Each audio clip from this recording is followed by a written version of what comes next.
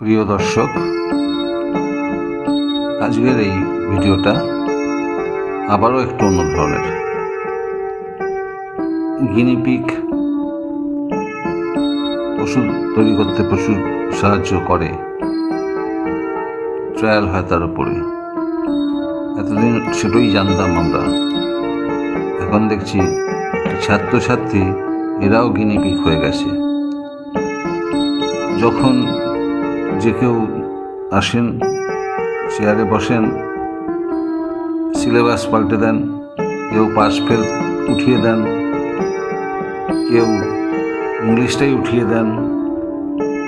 মানে সব পরীক্ষা নিরীক্ষা যত হচ্ছে এইসব ছাত্রছাত্রীদের ওপরে।